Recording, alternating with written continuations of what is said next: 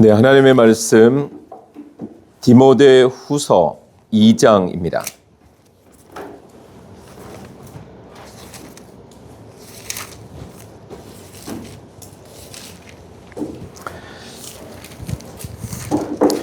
디모데후서 2장 15절, 16절입니다. 제가 가진 성경으로 417쪽입니다.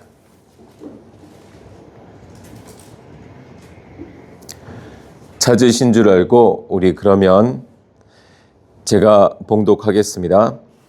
그대는 진리의 말씀을 올바르게 가르치는 부끄러울 것 없는 일꾼으로 하나님께 인정을 받는 사람이 되기를 힘쓰십시오. 속된 잡담을 피하십시오. 그것이 사람을 더욱더 경건하지 아니함에 빠지게 합니다. 아멘.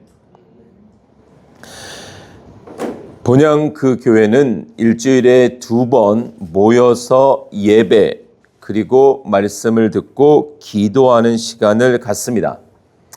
어쩌면 이제 본향 그 교회를 소개받는 또 처음 오시는 분들의 마음에는 어떤 의미에서는 좋다. 일주일에 2번만 가면 되는 그런 시스템이구나 할 수 있겠습니다. 그래서 우리는 아무나 올 수 있습니다. 모두가 올 수 있습니다. 이렇게 말을 해요. 그러나 오시면 늪이에요. 그냥 설렁설렁하게 할 수는 없고 점점 빠져들게 되는. 그래서 저희는 모이는 때는 2번이지만 절기나 특별한 일들을 빼고는, 그러나 본향 그 교회는 우리의 예배가 단지 모여서 함께 드리는 예배와 기도의 시간만이 아니라 삶이 예배라고 강조합니다. 우리의 가정도 예배의 처소가 되어야 되고 우리의 직장도 예배의 처소가 되어야 됩니다. 길거리에서 우리가 다닐 때도 비록 주기도문이 없고 사도신경이 없고 성찬이 없어도 예배가 그런 의식에만 국한되는 것이 아닌 하나님과의 동행, 하나님과의 교제라면 우리의 24시간은 예배가 되어야 됩니다. 하루 24시간의 10의 1조는 몇 시간일까요? 계산해 봤더니 2시간 25분이라고 나오는 것 같아요. 여러분들이 한번 하루에 10의 1, 2시간 25분을 더 이렇게 생각해 보세요. 말씀 읽고 기도하고 순간순간 하나님을 생각하는 동행의 시간으로 가지면 참 좋겠습니다. 자, 오늘 디모데후서 2장 15절에 보면 그대는 진리의 말씀을 올바르게 가르치는, 그대는이 누구죠? 바울이 디모데, 믿음의 아들 디모데에게 하는 말이에요.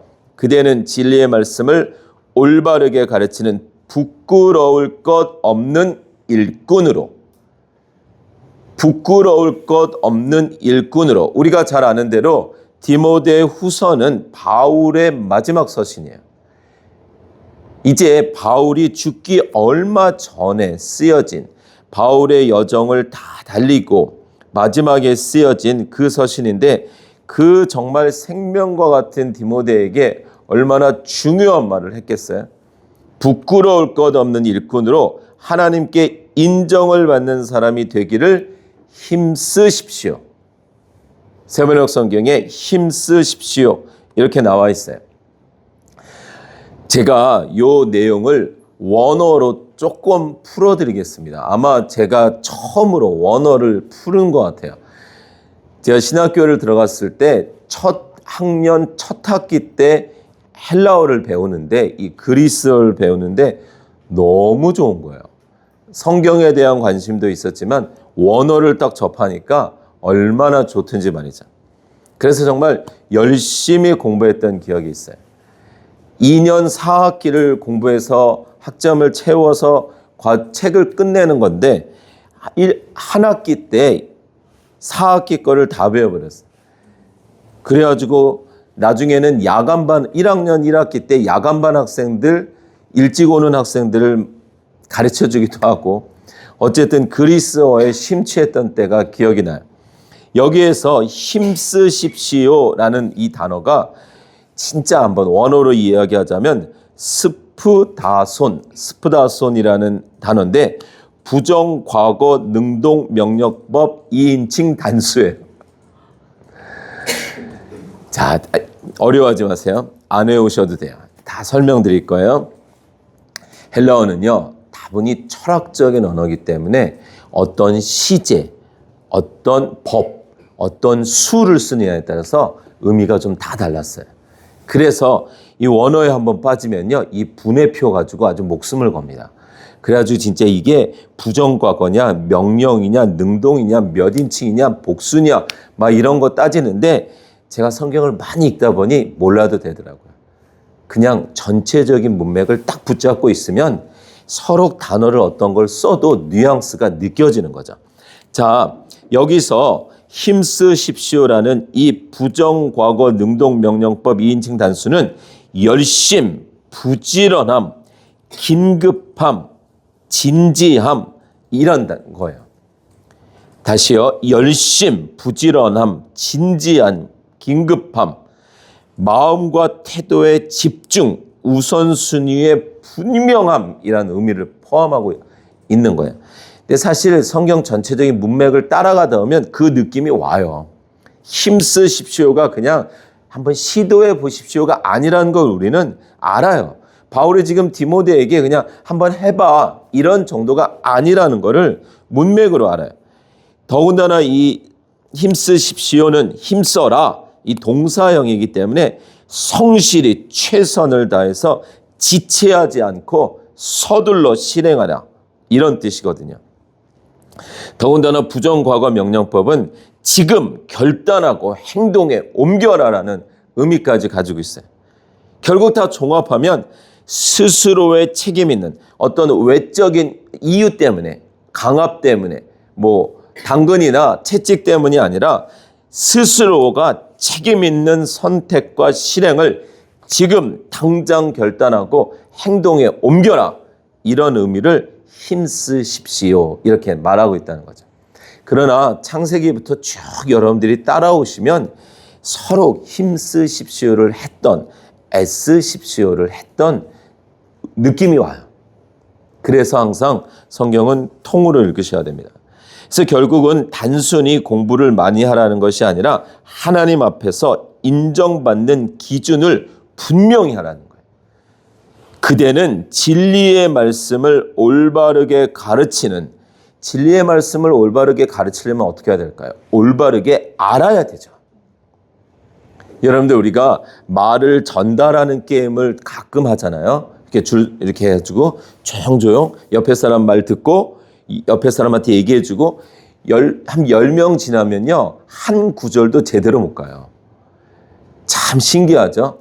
우리가 이렇게 말을 하다가 보면요. 어떤 사람은 참 말을 조리 있게 전달하는 사람이 있고 어떤 사람은 말을 자해석해가지고 전달하는 사람이 있고 어떤 사람은 말을 참 어떤 단어, 예를 들어서 긍정적인 단어 그거 하나만 전달하는 사람이 있고 어떤 사람은 부정적인 단어 하나 붙들고 부정적으로 전달하는 사람도 있어요. 다시 말씀드립니다. 진리의 말씀을 올바르게 가르치려면 올바르게 알아야 돼요. 지난 시간에도 말씀드렸던 것처럼 이제 부산에 머물면서 이렇게 본향그교회라는 이름으로 또 말씀 사역을 하면서 신앙 상담을 종종 받는데 참 안타깝고 어떤 땐 난감해요. 성경과 너무 다른 신앙관을 가지고 있는 경우를 종종 봅니다. 그러면 100이면 100 틀림없어요. 성경을 안 읽는 거예요. 그냥 들어서 아는 말 또는 내가 원하는 기독교를 붙드는 거죠. 참 안타까운 것이 진리의 말씀을 올바르게 가르치기 위해서는 올바르게 알아야 됩니다. 그래서 부끄러울 것 없는 일꾼으로 하나님께 인정받는 사람이 되기를 힘쓰라. 구약을 지나왔잖아요. 구약의 왕들의 이야기를 지나왔잖아요. 왕들의 이야기의 평가, 북이스라엘의 평가가 뭐였어요? 북이스라엘 왕들, 대부분의 왕들의 평가가 두 개가 부정적으로 내려졌단 말이죠. 뭐였어요? 여로보암의 길을 따랐다. 하나님 보시기에 악했다. 하나님 보시기에 악했다. 여로보암의 길을 따랐다. 나중에 기회가 되면, 아니 우리가 이제 화요일부터 하는 말씀 사경에 더 자세히 하겠지만, 하나님 보시기에 악했다. 여기서 부끄러울 것 없는 일꾼으로 하나님께 인정을 받는 사람이 되기를 힘쓰라는 거예요. 사람 앞에서가 아니라. 사람은요, 속일 수 있어요. 정말입니다. 그러나 하나님은 속일 수가 없습니다. 그래서 결국 본문은 16절과 연결되죠. 앞에 15절은 무엇에 힘쓰라, 16절은 피해라. 뭐를 피하라고요? 속된 잡담을 피하라고 합니다. 스푸다조. 아까 스푸다소는 명사형이고 스푸다조라 그랬는데 오늘만 이제 원어 쓰겠습니다. 다음부터는 쉽게 가겠습니다. 자, 이 스푸다조와 연결되는 피하라는 말은 또 페리스타소라는 말인데, 이거는 의도적으로 거리를 두라는 뜻이에요.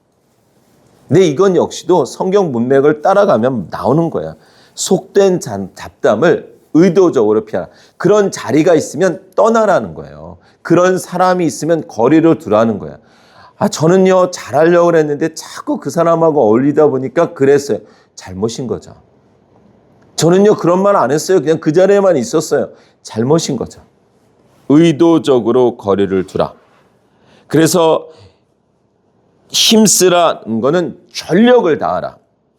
피하라라는 건 의도적으로 거리를 두라.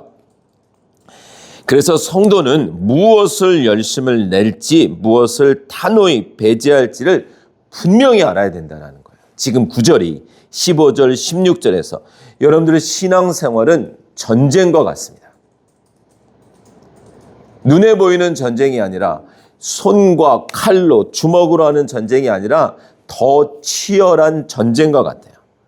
차라리 내 안에 복음이 없으면 세상에서 세상스럽게 살면 돼요. 근데 내 안에 복음은 왔는데 여전히 나는 세상에 있단 말이죠.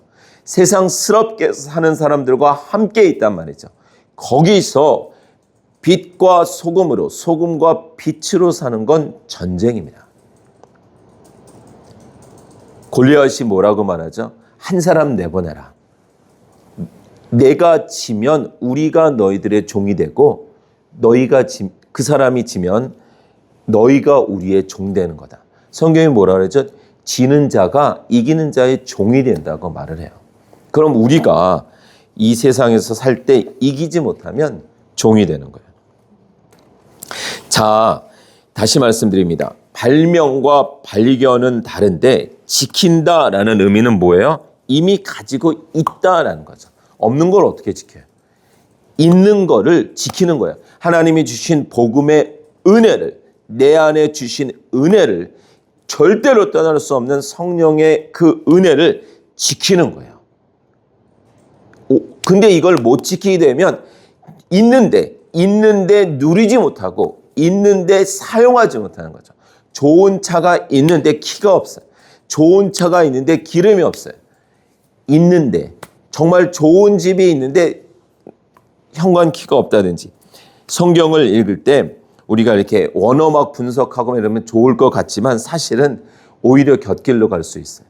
그냥 여러분들이 문맥 따라 가시면 돼요. 계속 한번 진짜 10번, 20번 읽으시면 너무 단어에 매이지 않을 수도 있어요. 사실은 오늘 그 얘기 하려고 원어 얘기 잠깐 했습니다. 자, 그러면 우리 좀 더 본문으로 들어가 보겠습니다. 우리는 하나님의 나라 시리즈를 계속 보고 있습니다. 맞죠?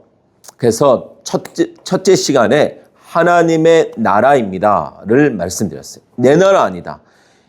내가 원하는 나라 아닙니다. 내가 뜻하는, 내가 만들고 싶은 나라 아니고 내가 순종하고 복종하고 따라가야 될 하나님의 나라입니다. 두 번째 시간에는 그 나라를 가고 싶은, 정말 그 나라를 가고 싶은지, 우리 안에 그 천국 소망이 진짜인지를. 근데 그러기 위해서는 그 나라의 주인 되시는 하나님과 나의 관계라고 말씀드렸어요. 막연함이 아니에요. 관계. 결혼할 신랑 신부와의 관계가 막연한데 어떻게 그 결혼이 기대가 되겠어요? 세 번째 시간에는 그러면 그 나라에 나만 가는 게 아니라 함께 가고 싶은 나라. 그래서 이웃 사랑의 이야기를 같이 나누었습니다. 그리고 오늘은 그 나라, 우리가 지켜야 하는 나라임을 함께 보도록 하겠습니다. 우리 성경을 좀 건너가 볼게요. 자, 역대하 32장입니다. 결국 이제 구약 성경도 막 어떤 한 개인이나 이스라엘의 나라 이야기를 하는 것 같지만 결국 신약과 연결하면 그 동일한 의미를 가지고 있는 거죠. 역대하 32장이에요. 그러니까 여러분들이 성경을 보시는 이제 눈이 열리시고 안목이 생기셔야 돼요. 그냥 이거는 구약 이야기야, 이건 그 사람 이야기였어가 아니라는 거예요. 자, 보세요. 역대하 32장 1절 보세요. 히스기야 왕이 이렇게 하나님을 성실하게 섬기고 난 뒤에 아시리아의 사네립 왕이 유다로 쳐들어왔다. 사네립은 요새화된 성읍들을 공격하여 점령할 수 있을 것이라고 생각하고 진을 쳤다. 요거를 그냥 이순신 장군의 임진왜란 이야기처럼 여기시면 안 돼요. 지금 히스기야 왕의 시대 때는 북이스라엘이 멸망을 하고 그 여세를 몰아서 내려오는 아시리아죠. 맞죠? 자, 그러면 지금 남유다 히스기야 왕이 지키고 있는 그 지방은 예루살렘이에요. 남유다 예루살렘. 그럼 우리가 성경 전체에서 역사서가 끝나고 에스라, 느헤미야, 에스더서에서 에스라서에서 세워지는 게 뭐죠? 성전이죠. 에스라, 느헤미야 서에서 세워지는 게 뭐죠? 성벽이죠. 그럼 우리가 그게 단순한 건물이 아니라는 것을 알아요. 이제 알죠? 성경을 읽어서도 알고 시초성말 훈련으로도 알고 알아요. 그럼 지금 이때도 단순히 그냥 남유다 지키는 전쟁이 아니라는 거예요. 그냥 예루살렘 지키기 위한 전쟁을 이라고 보시면 안 돼요. 자, 그러면 그때 사네립이 쳐들어왔을 때 히스기야가 어떻게 싸웠나를 보는 거예요. 자, 2절입니다. 2절. 히스기야는 사네립이 결국은 예루살렘까지 칠 것을 알고, 자, 여기 그러니까 히스기야가 정확하게 사전 파악을 해요. 지금 아수르가 여기까지 내려올 것이다. 설마 이러지 않았다는 거예요. 무슨 말인지 아시죠? 지금 전쟁의 상황을 명확하게 파악을 했어요. 그러니까 이런 내용을 딱 읽었을 때 우리 안에 어떤 성경 안에 어떤 구절이 이렇게 딱 떠오를 수 있어요. 그러니까 지금 상황에서 내가 상대방하고 싸울 것인가 항복할 것인가 그런 내용이 있죠. 성경 안에. 미리 사전에 조사를 해서 질 것 같으면 빨리 항복해라. 그런 내용. 자, 우리 누가복음 여기 손가락피를 이렇게 하고 누가복음 14장으로 가는 거예요. 누가복음 14장. 자, 우리가 이렇게 성경을 이제 통으로 보다 보면 여러분들에게 많은 유익이 있습니다. 누가복음 14장 31절. 자, 146쪽이에요. 또 어떤 임금이 다른 임금과 싸우러 나가려면 2만 명을 거느리고서 자기에게로 쳐들어오는 그를 자기가 10,000명으로 당해낼 수 있을지를 먼저 앉아서 헤아려 보아야 하지 않겠느냐.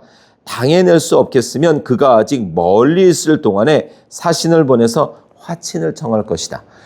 이 말의 성경 전체에서의 중심은 우리가 예수 그리스도를 믿고 남은 생애를 하나님의 나라를 헌신할 때 정말 내 삶의 나머지를 온전히 드릴 수 있느냐에 대한 한 조각이에요. 이게 그냥 단순히 전쟁이 아니라, 그러니까 우리가 하나님의 나라를 위해서 헌신을 하는 건지 아니면 이 땅에 무엇을 위해서 기대하는 건지 뭐 그런 내용들을 같이 맞물려서 이야기하는 건데 다시 역대하로 돌아와서 보면 히스기야가 이 전시 상황을 명백하게 파악을 했다는 거예요. 지금 오늘 제목이 뭐예요? 지켜야 되는 하나님의 나라. 지켜야 되는 나라. 그러니까 우리가 지킨다라는 건 지금 이제 전쟁을 하는 건데 전쟁을 할 때는 이 상황 파악이 먼저 돼야 된다는 거예요. 내가 지금 뭐를 전쟁하고 있는지. 가정에서, 직장에서, 친구들과 그리고 교회에서 등등등등. 자, 두 번째 32장 4절이에요. 아니 3절. 대신들과 장군들을 불러서 성 밖에 있는 물줄기를 메워 버릴 것을 의논하였다. 그들은 왕의 계획을 지지하였다. 두 번째 히스기야가 한 게 뭐죠? 사람들의 마음을 모은 거예요. 혼자 한 게 아니라 사람들을 불러서 상황을 설명하고 그들의 마음을 모았더니 그들이 왕의 계획을 지지했다라는 거예요. 중요한 것이죠. 그래서 우리가 계속 그리스도인 시리즈를 볼 때도 뭐 봤어요? 여러 차례 다른 본문을 보면서 한 마음과 한 뜻이 되면 어떤 현상이 일어난다? 같은 마음, 같은 뜻이 되면 어떤 현상이 일어난다? 같은 말을 하더라는 거예요. 같은 말, 한 교회, 한 공동체, 한 머리 되시는 그리스도니까 이 손이 아프면 발도 아픔을 느끼는 거니까 당연한 거잖아요. 목사가 하는 말하고 성도가 하는 말이 같아야 된다는 거죠. 자, 그렇게 한 팀이 됐어요. 자, 그 다음에 뭐 했어요? 4절. 많은 인원을 동원하여 모든 샘과 들판으로 흘러나가는 물줄기를 막았다. 물이 뭐예요? 생명의 근원이에요. 생명의 근원. 그러니까 음식보다도 더 중요한 것이 물일 수도 있는데 이제 적들이 쳐들어오면 마실 물의 근원을 막았어요. 그 다음에 뭐 하죠? 5절. 히스기야가 힘을 내어 무너진 성벽을 다시 쌓고 망대들도 높이 쌓고 성벽 밖에다 또 한 겹의 이중 성벽을 쌓았고 다윗성의 밀로를 견고한 요새로 만들고 창과 방패도 많이 만들었다. 정말 최선을 다하죠. 지키기 위해서요. 예루살렘을 지키기 위해서. 여러분들 우리가 에스라 시대 때 지어진 성전 에스라 시대 때 지어진 성전도 무너지고 헤롯 성전이 지어질 때 제자들이 예수님에게 저 성전 좀 보세요 그랬더니 예수님이 저거 무너뜨려라 내가 사흘 만에 지어줄게. 그러면서 성전이 건물이 아니라 예수 그리스도를 통한 신앙의 중심을 말씀하시죠. 그러면 여기서 지금 지키고자 하는 예루살렘, 이스라엘, 예루살렘, 성전. 이렇게 작아지죠. 성전, 예루살렘, 이스라엘. 예루살렘, 온 유다, 사마리아 땅끝. 이런 식으로 성경에서 이렇게 줄어들었다가 좁은 의미로 왔다가 넓은 의미로 확대되죠. 그러니까 지금 지키고자 하는 예루살렘, 유다는 바로 우리의 신앙으로 보시면 되겠습니다. 신약으로 오게 되면. 그래서 결국은 히스기야가 다 해요. 그리고 6절에도 보면 군대를 지휘할 전투 지휘관들을 임명해요. 다 포진하고 보수하고 새로 또 한 겹 더 성벽 밖에 또 하나의 성벽을 쌓고 아무튼 물군원 막고 무기를 만들고 다 해요. 근데 전쟁은 뭐로 이겨요?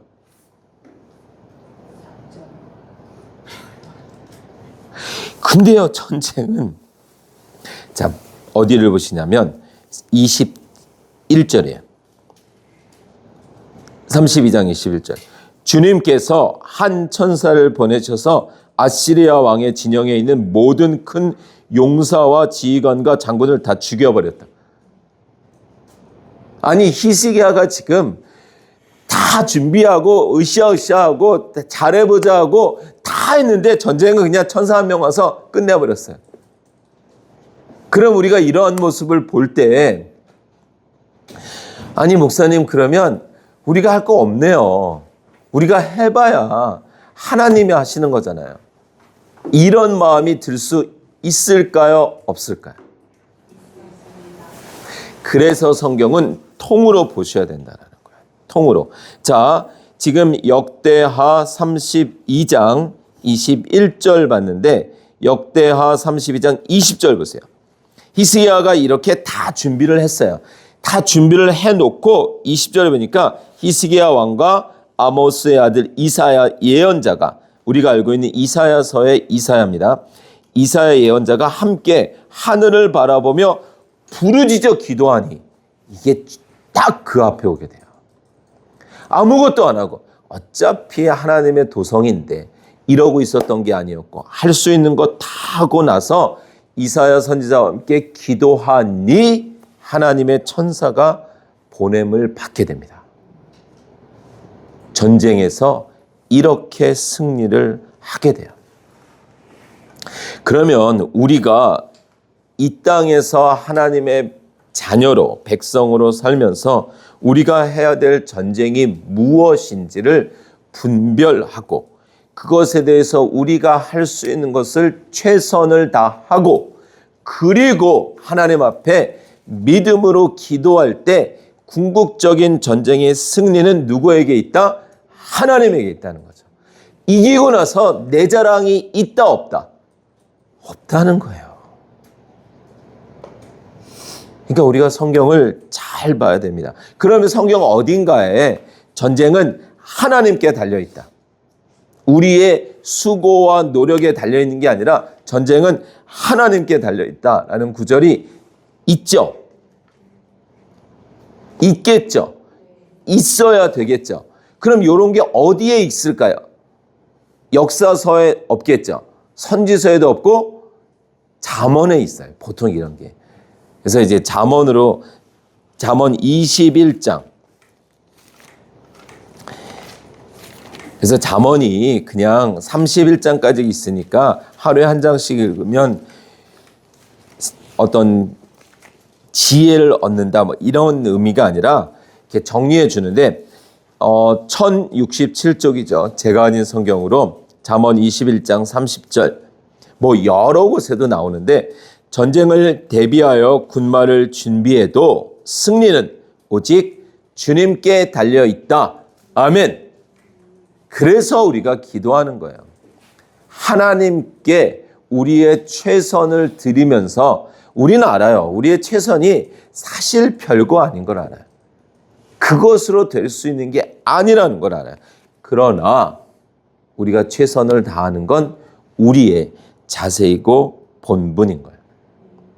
그리고 또한 다시 역대하러 가는 거예요. 역대하 32장을 보셨는데 29장으로 가는 거예요. 그래서 여러분들이 성경은 절대로 한 구절만 외우시면 안 됩니다. 전체를 아시면서 한 구절을 외우시고 전체를 아시면서 한 구절을 묵상하셔야 돼요. 자, 29장 1절에 보면 히스기야가 왕이 되었을 때 그는 25살이었다. 이제 히스기야의 등장이 나와요. 히스기야 지금 역대하 29장이 위에 보면 열왕기하 18장이라고 나오죠. 열왕기하에서도 18장부터 히스기야가 나오는데 그때는 막 물근원을 막고 방패를 만들고 이런 이야기 없어요. 역대기에는 나오거든요. 근데 자 29장이 어떤 이야기냐면 히스기야 바로 전에 왕이 누구였죠? 아카디 아칸 왕. 아하스죠. 아하스예요. 자, 그러면 그 아하스인데 또 히스기야 다음의 왕은 누구예요? 아카디 아칸 왕 아하스보다 더 악한 왕. 거기에 히스기야가 껴 있어요. 그러니까 아하스 때 완전 초토화를 시켜버렸어요. 남유다와 이스라엘과 성전을. 그걸 히스기야가 다시 회복을 시키면서 제일 먼저 한 게 29장의 성전 정화입니다. 다시 써야 되는 성전을 깨끗하게 해요. 막 우상이나 막 이 하나님이 기뻐하시지 않는 것 다 치워버려요. 29장에서 성전 정화를 하고 그리고 30장에서 뭐를 해요?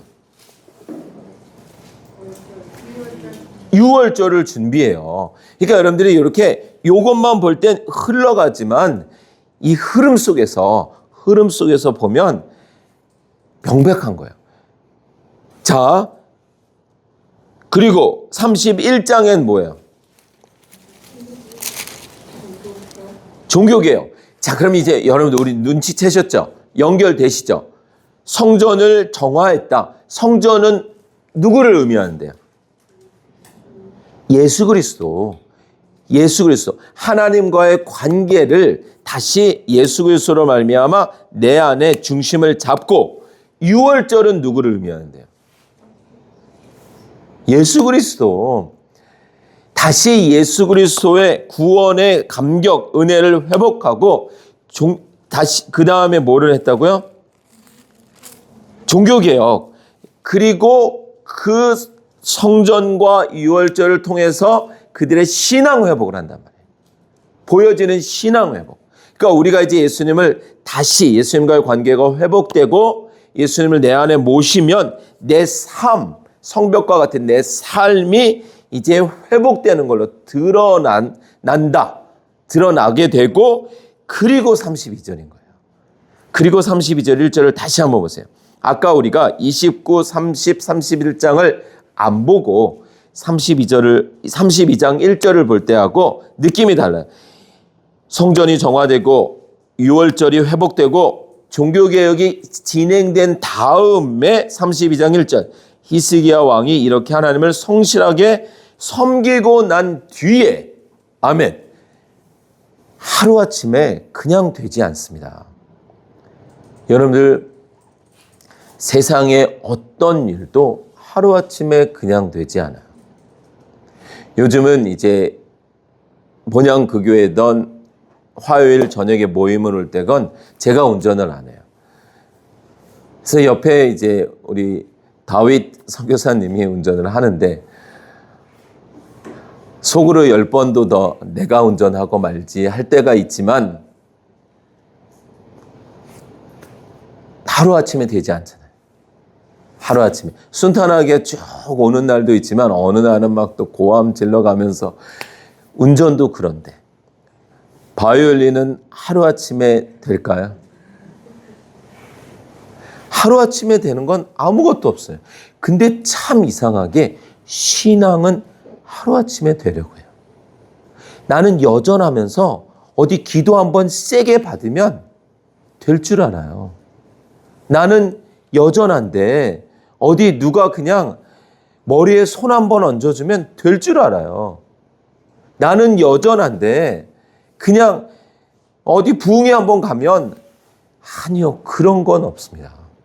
히스기야 왕이 그냥 아무것도 안 하고 있다가 이사야 선지자와 함께 기도하러 올라간 게 아니었다니까요. 그가 할 수 있는 것, 성전을 정화하고 유월절, 종교개혁, 이건 요시야 왕 때도 이런 패턴이 그대로 드러나요.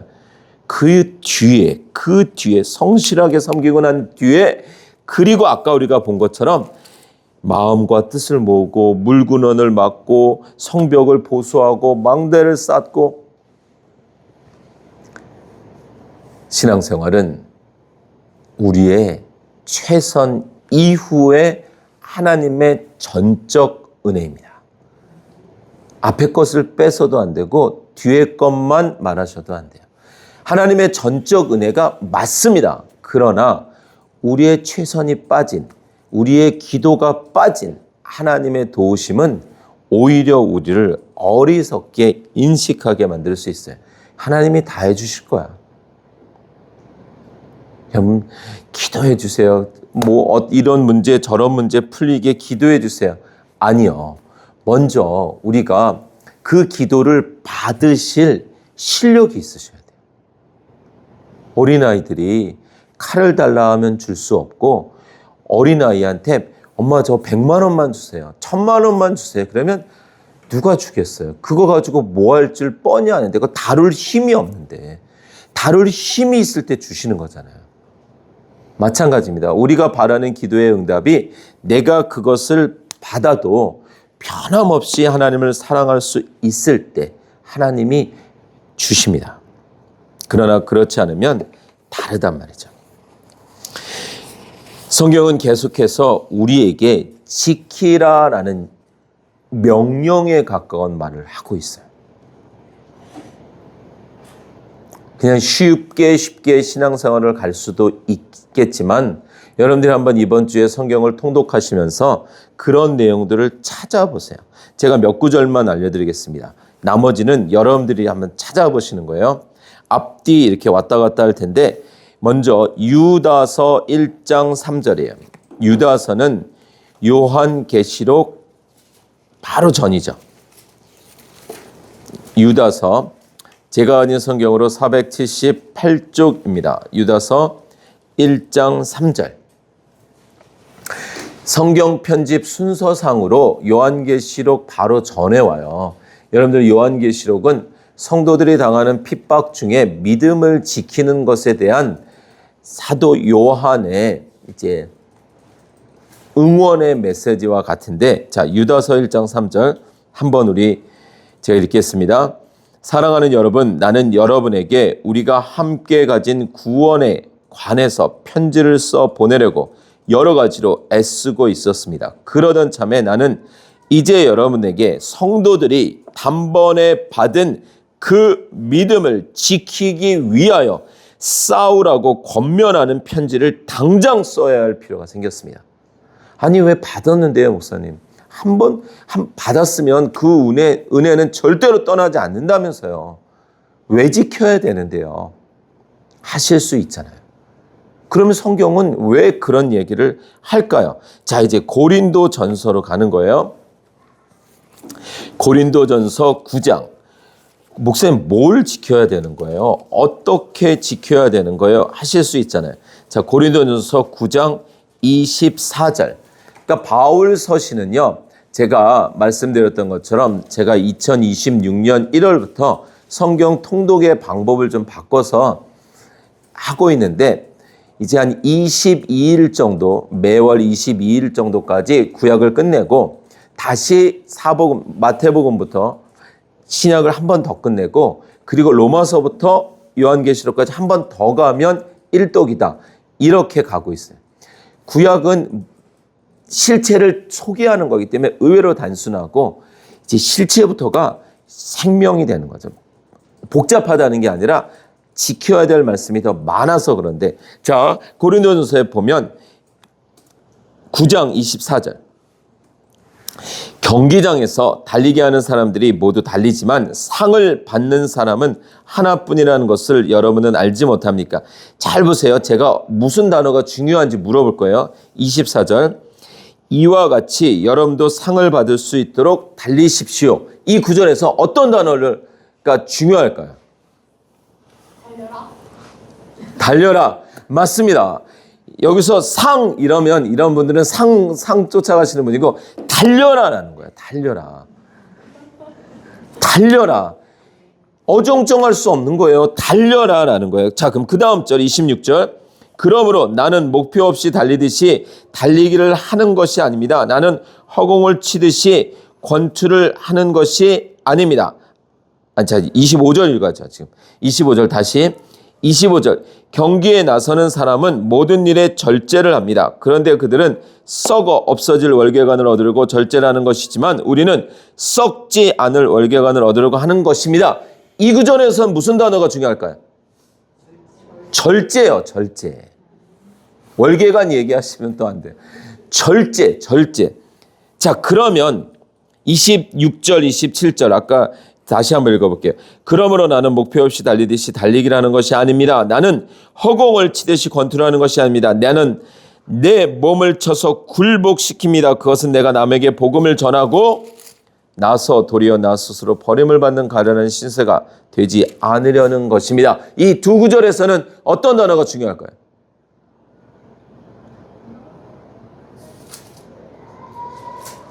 굴복. 개역개정에는 복종이라 그러죠. 나는 내 몸을 쳐서 복종시킨다.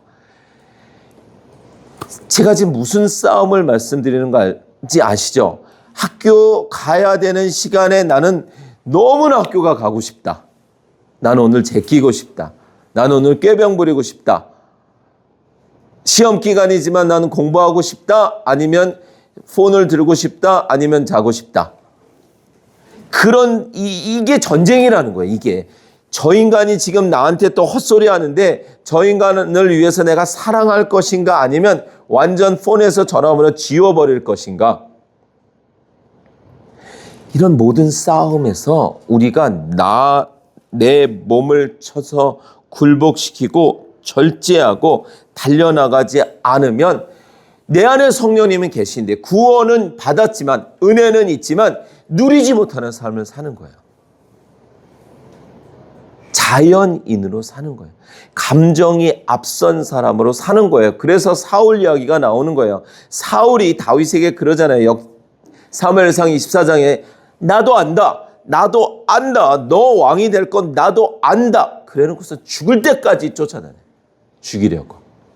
아는데 아는 것이 실행이 되지 않는 감정이 앞선. 자, 그러면 우리 또 하나 보겠습니다. 빌립보서 2장 12절. 뭐 그냥 한두 곳이 아니에요. 신약 이제 로마서부터 가서 보다 보면 그 믿음 신앙을 지키라, 싸워라, 고분분투해라. 그래서 제가 그래서 한 달에 3번을 읽어야 되겠다. 그래야 더 각인이 되겠다. 빌립보서 1장 12절. 자, 그런 마음인데. 자, 보세요. 죄송합니다. 2장 12절에. 빌립보서 2장 12절. 그러므로 사랑하는 여러분, 자, 여기서도 중요한 단어가 뭔지 한번 보세요. 여러분이 언제나 순종한 것처럼 내가 함께 있을 때뿐만 아니라 지금과 같이 내가 없을 때에도 더욱 더 순종하여 두렵고 떨리는 마음으로 자기의 구원을 이루어 나가십시오. 무슨 단어가 중요한 것 같으세요?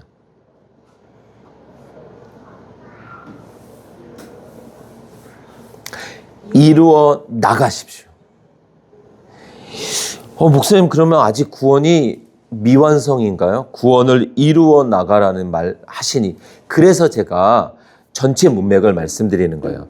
이걸 또 원어 분석에 들어가면 얼추 그래서 그랬구나 할 수는 있으나 우리가 전체적인 문맥에서 성경을 알고 있어야 이거 이루어 나가라는 말은 구원을 얻기 위해 애쓰라는 말이 아니라 이미 하나님이 주신 구원이 내 삶 속에서 역동적으로 작용할 수 있도록 순종하라는 명령이구나. 이미 내 안에 있는 은혜와 능력을 마음껏 사용할 수 있도록 정말 정진하라는 말이구나. 그런 뉘앙스구나. 이렇게 가는 거죠. 성경은 우리에게 끊임없이 달려라, 지켜라, 싸워라. 디모데전서 6장 11절입니다. 디모데전서 6장 11절. 그래서 어린아이와 어린아이와 어른 비교하면 좀 그렇고 철이 안 든 사람과 철든 사람. 우리 왜 어린아이들도 철이 든 어린아이가 있고 어른도 철이 안 든 어른이 있겠죠. 그 차이가 뭐죠? 철이 안 든 사람은 자기를 생각하고 철든 사람은 상대방을 생각하는 거예요. 철이 안 든 사람은 자기 감정대로 행동하고 철이 든 사람은 자기 감정이 아니라 자기 본분, 자기가 알아야 해야 되는 인식, 의지를 앞세우는 거예요. 그래서 다윗도 나도 사울이 죽었으면 좋겠어. 그러나 내 손으로는 할 수 없어. 해서는 안 돼. 이렇게 가는 거죠. 자, 신앙의 철 맞죠? 그러니까 우리가 디모데전서 6장 11절 보세요. 하나님의 사람이요. 역시 디모데에게 쓴 거죠. 그대는 이 악한 것들을 피하십시오. 피하십시오. 그 악한 게 뭐예요? 앞에 있는 것. 돈을 사랑하는 것이 모든 악의 뿌리입니다. 돈을 쫓다가 믿음을 떠나 헤매기도 하고 등등등. 부자 되기를 원하는 사람은 유혹과 올무와 여러 가지 어리석고 해로운 욕심 등등등. 하나님의 사람이여 그대는 이 악한 것들을 피하십시오. 아까 우리 오늘 구절에서 피하다라는 것, 허탄한 말을 피하다. 자, 의와 경건과 믿음과 사랑과 인내와 온유를 쫓으십시오. 오늘 우리가 아까 디모데후서 2장 15절 16절 힘쓰십시오. 피하십시오. 기억나시죠? 비록 원어가 달라도 뉘앙스를 아시겠죠? 그 힘쓰다 여기서 쫓으십시오. 결국 같은 비중이라는 거예요. 그래서 제가 원어를 안 사용하는 거예요. 웬만하면. 왜냐하면 제가 자꾸 원어를 쓰면 여러분들 마음에 원어를 알아야 성경을 다 아는 거구나. 이런 함정이 될 수 있어요. 그냥 성경만 읽으셔도 여러분들이 느낌으로 오시는 거예요. 느낌으로.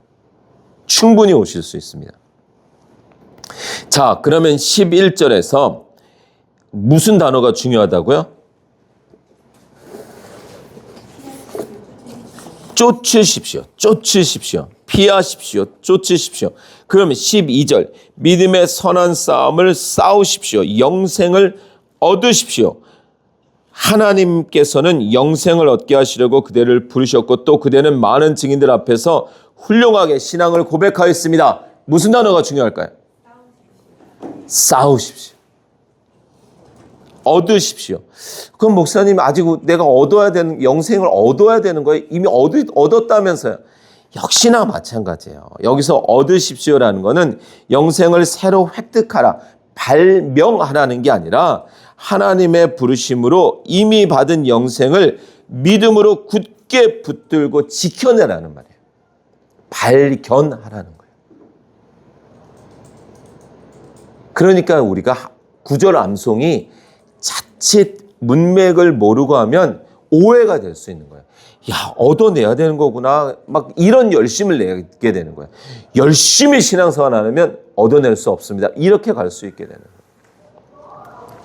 아닙니다. 계시록 3장 11절 한번 보겠습니다.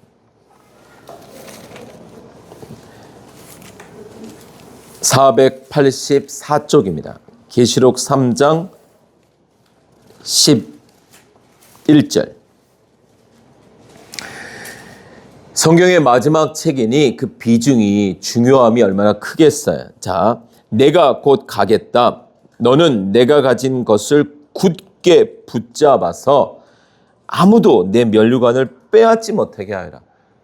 역시나 그럼 목사님 굳게 못 붙잡으면 면류관 뺏기는 거예요? 아니요. 절대로 뺏길 수 없어요. 여기서 말하는 면류관은 구원의 자리가 아니라 구원의 누림, 그 은혜에 자칫 방심하면 어떡해요? 은혜 없는 사람처럼 살게 된다니까요.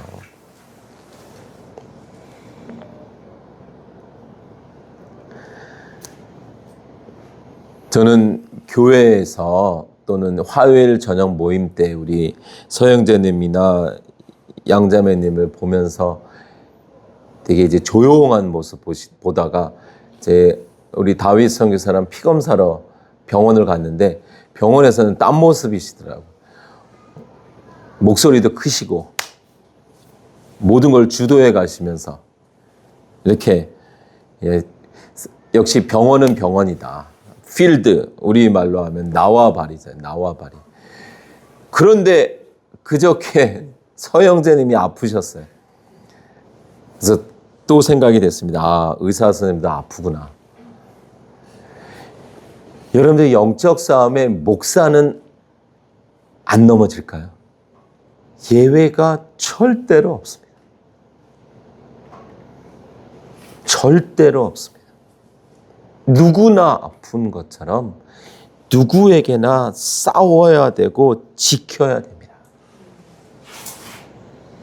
목사님 제가 신앙생활을 30년인데요. 아니요. 절대로 그렇지 않습니다. 신부가 결혼식을 앞두고 신랑을 위해서 걷기에 다이어트를 하잖아요. 그 자기 절제, 아까 말했던 우리 절제, 막 싸움, 나를 복종, 체조 선수가요. 예전에 그 체조 요정이라는 그 한 선수 이야기를 통해서 들었는데 물 한 모금 마시는 것도 조절한대요. 물 한 모금도. 그 올림픽이라는 그 금메달이라는 그 영광을 위해서 그 비록 세상적인 영광이지만 그 영광에서 극단의 다이어트와 극단의 훈련을 한대요. 세상에서도. 그러면 우리가 어떻게, 그래서 아까 초반에 말씀드렸잖아요. 본향 그 교회는 주일 예배랑 금요기도 예배밖에 없어요. 편하다. 이게 아니라는 거예요.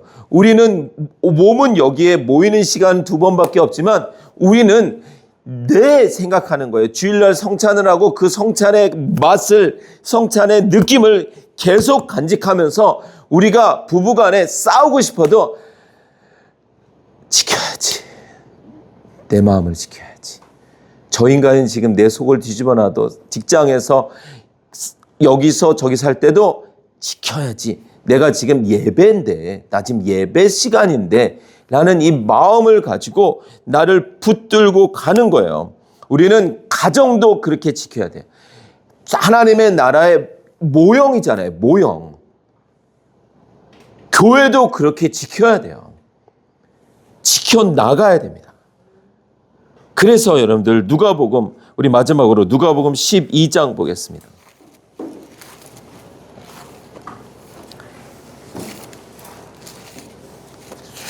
누가복음 12장 35절.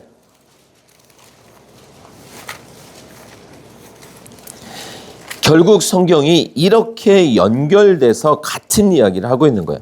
자, 누가복음 12장 35절부터 한번 볼게요. 너희는 허리에 띠를 띠고 등불을 켜놓고 있어라. 마치 주인이 혼인잔치에서 돌아와서 문을 두드릴 때에 곧 열어주려고 대기하고 있는 사람들과 같이 되어라. 주인이 와서 종들이 깨어 있는 것을 보면 그 종들은 복이 있다. 내가 진정으로 너에게 말한다. 그 주인이 허리를 동이고 그들을 식탁에 앉히고 곁에 와서 시중들 것이다. 주인이 밤중에나 새벽에 오더라도 종들이 깨어 있는 것을 보면 그들은 복이 있다. 너희는 이것을 알아라. 집주인이 언제 도둑이 들지 알았더라면, 자, 중요한 거예요. 집주인이 언제 도적이 들 줄 알았다라면 그 집이 뭐예요? 성경에서 보통 말하는 그 집이 뭐예요? 집. 우리란 말이에요. 우리의 마음. 그래서 잠언 4장 23절에 보면 그 무엇보다도 너는 내 마음을 지켜라. 그 마음이 바로 생명의 근원이다. 마음을 지켜라. 그 마음이 생명의 근원이다. 우리가 하나님의 나라를 누린다라는 건 뭐 이 땅에서 내가 원하는 어떤 뭘 받아내고 그걸 누리고 그래서 그걸 자랑하고 이게 아니라 마음을 지키는 거예요. 마음을. 내 마음에 하나님의 나라를 이뤄가는 거예요. 미움, 다툼, 시기, 질투, 불평, 원망, 좌절, 걱정, 근심, 낙심 이것으로부터 마음을 지켜내는 거예요.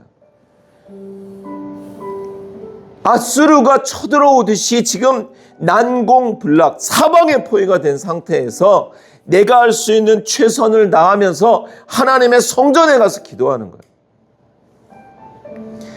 지켜야 됩니다. 빼앗기시면 안 돼요. 목사님, 그 사람이 제 속을 뒤집어 놨다고요. 맞아요. 그 사람이 악한 사람 맞을 거예요. 그러나 그거는 여러분들이 탓할 게 아니에요. 여러분들의 마음을 지키는 건 여러분들의 몫이에요. 그 사람은 끊임없이 악할고 여러분들 평생에 악할 거예요. 그러나 우리는 마음을 지켜야 돼요. 보세요. 누가복음 12장 깨어 있어라. 집주인이 언제 도둑이 들지 않았더라면 그는 도둑이 그 집을 뚫고 들어오도록 내버려 두지 않았을 것이다. 그러므로 너희도 준비하고 있어라. 생각하지도 않은 때에 인자가 올 것이기 때문에 준비하고 있어야 돼요. 전쟁을 준비하고 계셔야 돼요. 생각 없이 있다가는 당하는 거라니까요. 준비하고 계셔야 돼요. 깨어 계셔야 돼요. 가정 생활을 해보셨잖아요. 직장 생활을 해보셨잖아요. 하루의 삶을 살아보셨잖아요. 아까 열애, 이 24시간의 열애 하나. 아침에 여러분들이 무장을 하고 나가셔도 누가 툭 던진 말에 무너지고 흔들릴 수 있음을 아시잖아요. 그럼 준비하셔야 돼요. 무장을 하셔야 돼요. 그러니까 성경의 에베소서에서 너희는 전신갑주를 입어라 라고 하는 거예요. 왜 전신갑주를 입으라고 하겠어요? 하나님의 사람이잖아요. 하나님의 나라 백성이잖아요. 그러면 하나님의 나라를 누리실 수 있는 특권이 있단 말이에요. 특권이 있는 거예요. 가진 게 없어도, 세상 지위 없어도, 비록 병 걸려서 몸이 약해도 그것과 별도로 우리는 하나님의 나라를 누릴 수 있는 특권이 있습니다. 마음을 지키셔야 돼요. 그 하나님의 나라를 지키셔서 그 기대감, 그 설레임을 가지고 본향을 가는 거예요. 그러다가 주님 만나야 할렐루야가 되고 서로 질병이 내 죽음을 앞당겨도 아멘이 되는 거예요. 왜 무너지세요? 지키셔야 됩니다. 그 하나님의 나라 지키셔야 됩니다. 여러분들의 마음을 지키시고 어떤 상황이 여러분들에게 닥칠더라도 어떻게 하셔야 돼요? 준비하셔야 돼요. 준비하셔야 돼요. 말씀으로 무장하셔야 돼요. 준비해 놓으셔야 왜 우리의 옛날 어르신들이 느낌이 오실 때 괜히 자녀들 데리고 우리 사진 찍자 막 그래서 본인 그 사진도 이렇게 모르게 찍어두시고 뭐 이렇게 다 준비하시잖아요. 근데 어느 날 갑자기 닥치면 어렵잖아요. 준비하셔야 됩니다. 무장하셔야 돼요. 그래서 우리는 시초성말 훈련도 하고 그래서 막 말씀 읽으라고 달달 볶는 거예요. 준비해 놓으시지 않으면 나중에 훅 하고 닥쳤을 때 아무 일 없을 때는 너무 멀쩡했는데 갑자기 무너지는 거예요. 그래서 욥기에서 욥의 친구들 중에 한 명이 뭐라 그래요? 네가 맨날 권면하고 맨날 좋은 말 해주는데 정작 너에게 닥치니까 네가 지금 난리치는 거지. 이런 말을 한다고요. 정작 너에게 닥치니까. 준비하셔야 됩니다. 우리 그 나라를 지키셔야만 됩니다. 무너지시면 안 돼요. 주님 오시는 그날까지 그 설레임을 가지고 살기 위해 그 준비가 우리에게 싸움입니다. 전쟁입니다. 그러니 아파도 말씀을 보고 기도해야 되고 제낄 수가 없는 거예요. 그런 마음을 가지고 우리 한 목소리로 같이 기도하기로 합니다.